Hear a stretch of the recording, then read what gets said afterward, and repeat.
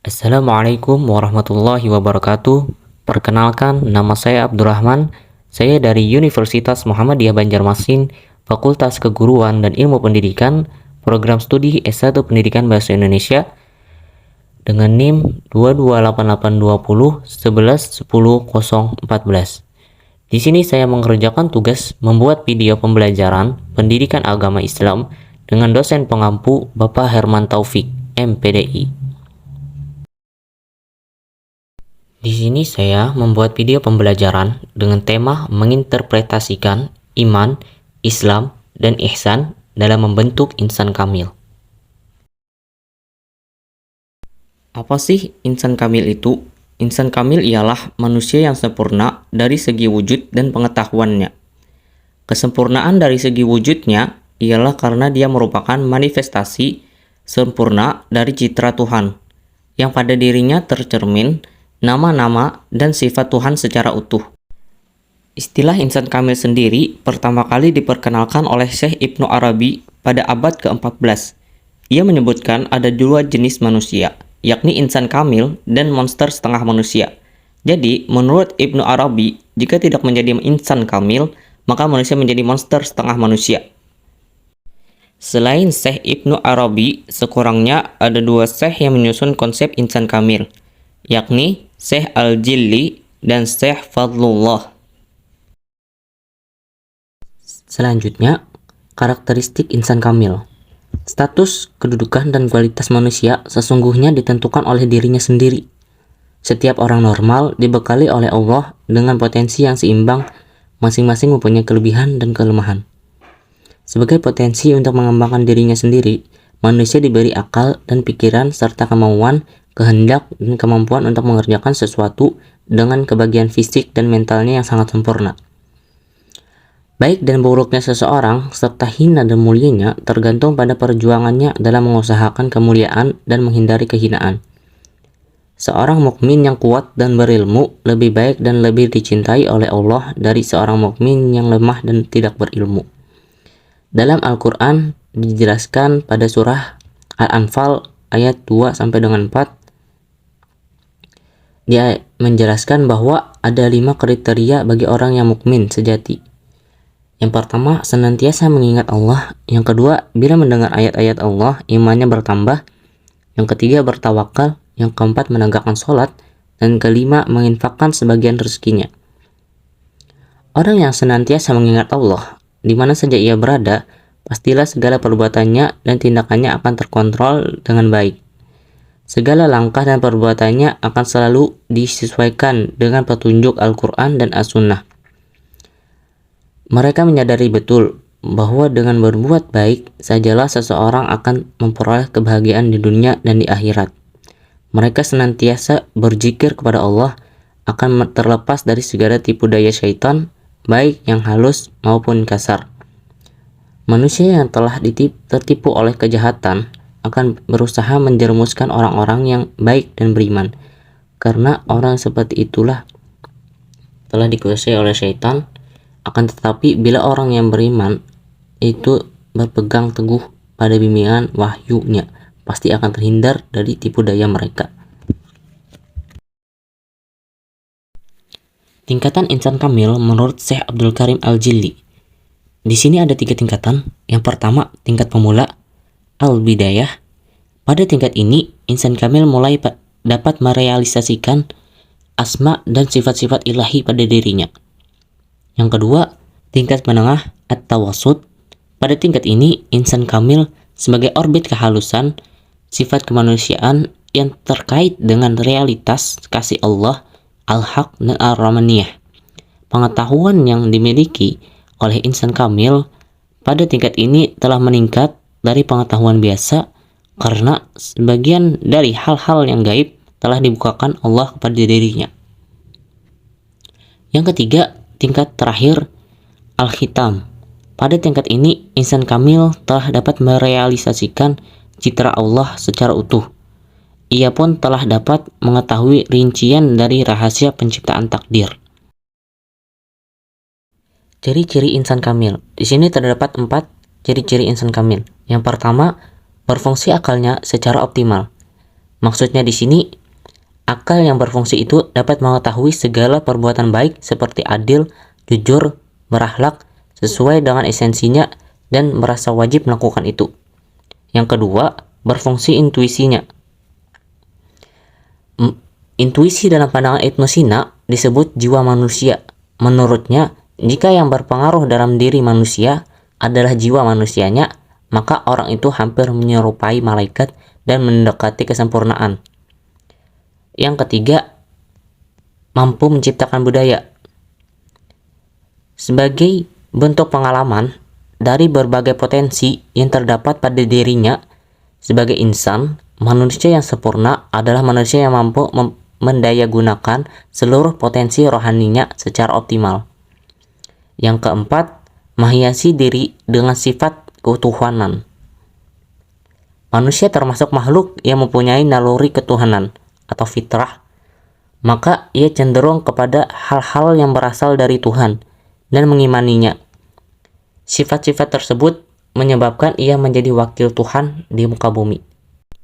Manusia sebagai khalifah yang demikian itu merupakan gambaran yang ideal, yaitu manusia yang berusaha menentukan nasibnya sendiri, baik sebagai kelompok masyarakat maupun sebagai individu yang memiliki tanggung jawab atas kehendak yang bebas. Manusia yang insan kamil, meski memiliki kebebasan, namun pasti mengendalikan dirinya dari hal-hal yang celaka. Baik, selanjutnya ada unsur-unsur manusia dalam membentuk insan kamil. Di sini terbagi menjadi 4. Yang pertama, jasad. Keberadaannya di dunia dibatasi dengan umur. Wujud nafsu manusia tidak lain adalah wujud jasad. Ini yang sengaja diciptakan oleh Allah untuk diuji. Karena wujud jasad ini sebagai ujian, maka oleh Allah jasad diberi hati, yakni hati sanubari, yang watak jasadnya persis seperti iblis, yakni aba wastakbaro atau takabur, dan ana khairun minhu uzub, merasa lebih baik bahkan dibandingkan dengan khalifah Allah sekalipun. Adapun kewajiban jasad adalah menjalankan syariat, yakni menjalankan ibadah badan dan ibadah harta, seperti sholat, puasa, membayar zakat, menunaikan ibadah haji, dan memajukan lingkungan. Yang kedua, hati nurani. Letaknya tepat di tengah-tengah dada. Disebut juga dengan hati jantung. Hati nurani dijadikan Allah dari cahaya. Wataknya seperti para malaikatnya, yang rela sujud, patuh dan tunduk kepada khalifah Allah di bumi. Quran Surah Al-Baqarah ayat 30-34. Jadi, hati nurani itu selalu tunduk dan patuh kepada Allah dan Rasulnya, seperti para malaikat yang telah dimampukan Allah untuk menundukkan nafsu dan syahwatnya. Bukti adanya hati dalam diri manusia adalah adanya cinta dan benci. Kewajiban hati adalah menjalankan tarekat, yakni mencintai Allah dengan jalan mengingatnya, berzikir dan menaati Rasulnya. Yang ketiga ada roh. Letaknya di dalam hati nurani. Roh adalah daya dan kekuatan Allah yang dimasukkan ke dalam jasad manusia, lalu menandainya dengan keluar masuknya nafas, menjadi hidup seperti kita di dunia sekarang ini. Jadi adanya roh adalah kita dihidupkan di dunia ini. Kewajiban roh adalah menjalankan hakikat, yakni merasakan daya kuatnya Allah Subhanahu wa Ta'ala. Yang keempat ada sir atau rasa. Letaknya di tengah-tengah roh yang paling halus, paling dalam. Rasa inilah yang kembali ke akhirat. Rasa adalah jati diri manusia. Bukti adanya rasa adalah kita dapat merasakan berbagai hal dan segala macam, asin, pahit, getir, enak dan tidak enak, sakit dan sehat, senang dan susah, sakit hati, frustasi, dan lain-lainnya. Kewajiban sir atau rasa adalah mencapaikan ma'rifat billah, yakni merasakan kehadiran Allah, bahwa ternyata Allah itu dekat sekali dengan kita, bahkan lebih dekat dibandingkan urat nadi di leher, atau lebih dekat dibandingkan dengan jarak antara hitam dan putihnya mata kita.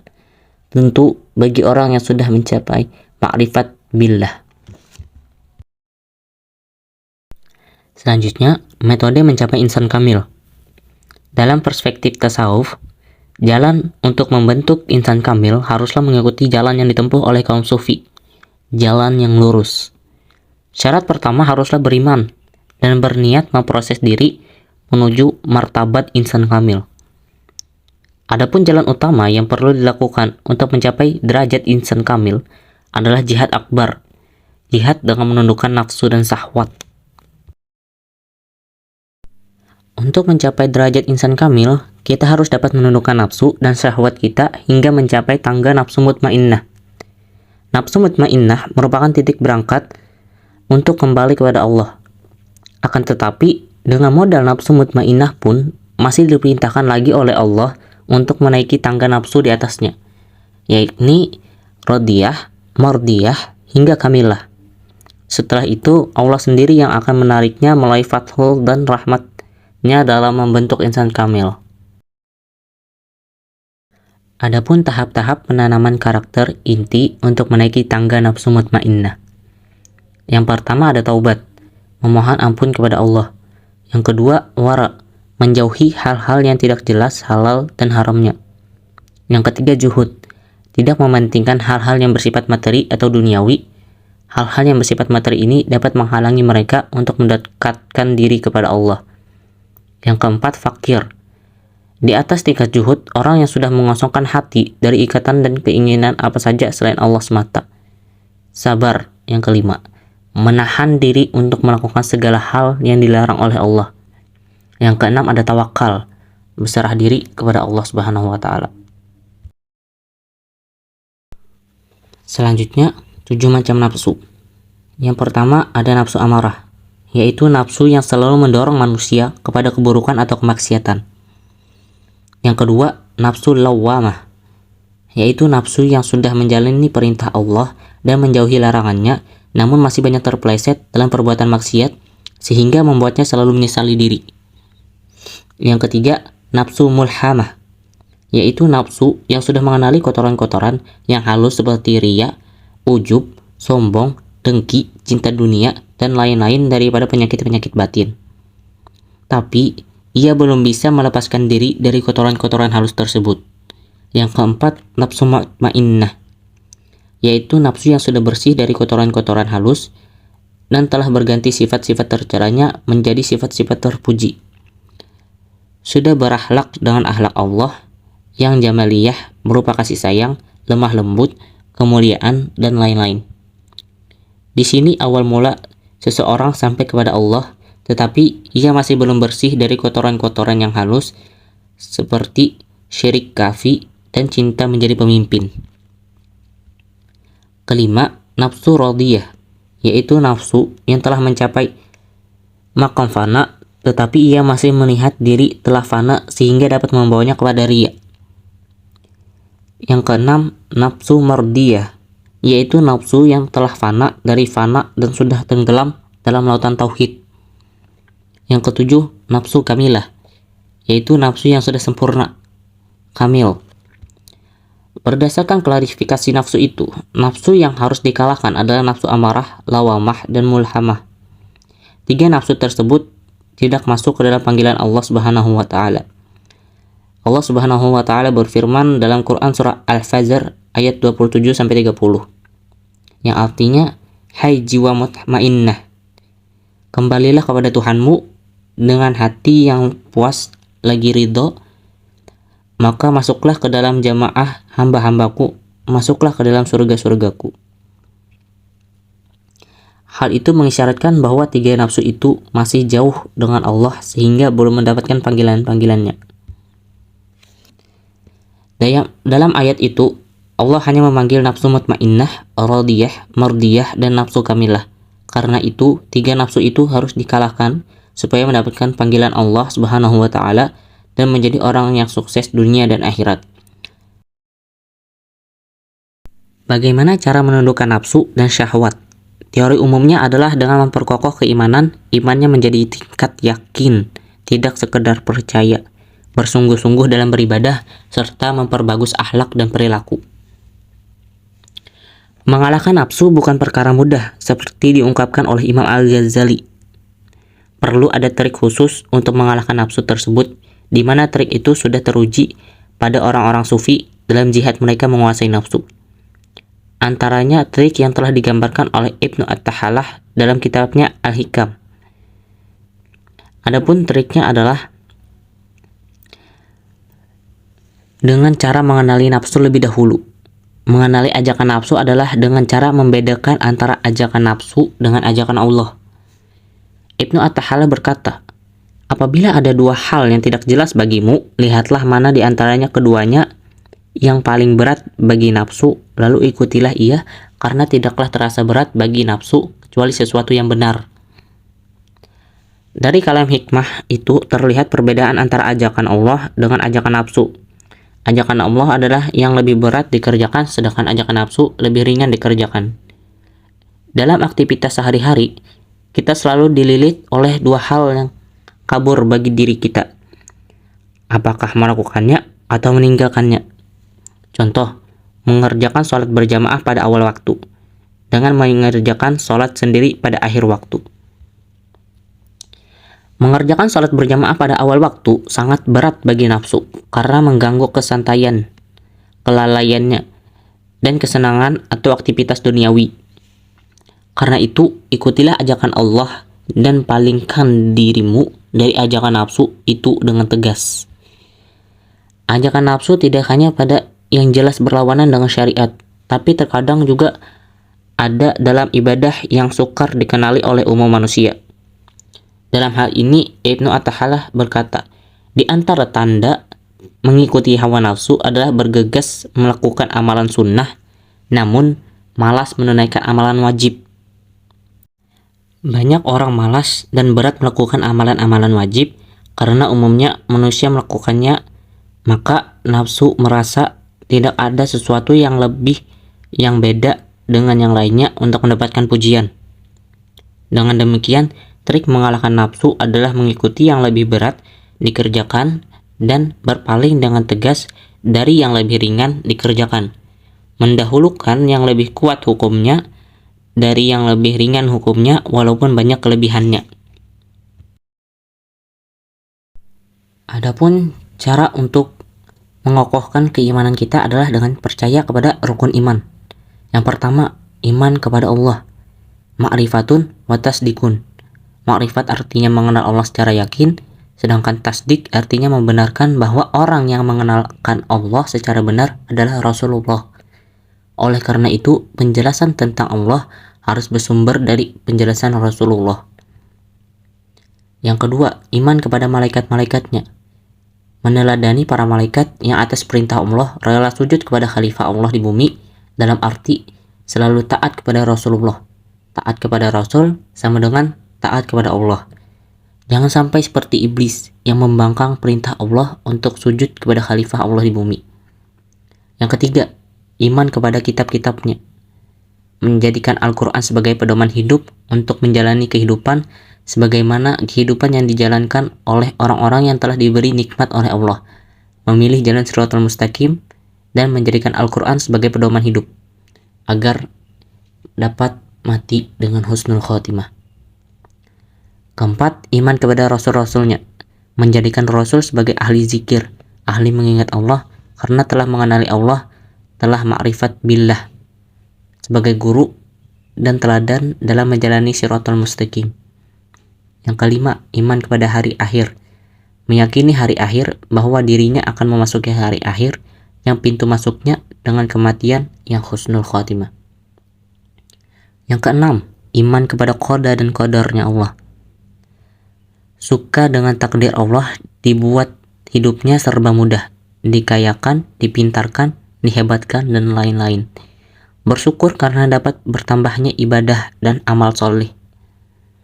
Namun, sekaligus takut jika dirinya malah menyalahgunakan kemudahan hidupnya untuk mengumbar nafsu dan syahwat. Dibuat hidupnya serba susah, dimiskinkan, disakitkan, dan serta segala derita lainnya. Disyukuri juga karena jika dijalani dengan sabar akan mendatangkan berbagai kebaikan dari Allah sekaligus berikhtiar dan berdoa untuk melepaskan kesulitan hidupnya. Itulah tadi sedikit pemaparan materi dari saya. Mohon maaf jika ada salah kata dalam penyampaian materi, karena kesempurnaan hanya milik Allah dan kesalahan datang pada diri saya pribadi. Saya Abdurrahman, terima kasih atas perhatiannya. Wassalamualaikum warahmatullahi wabarakatuh.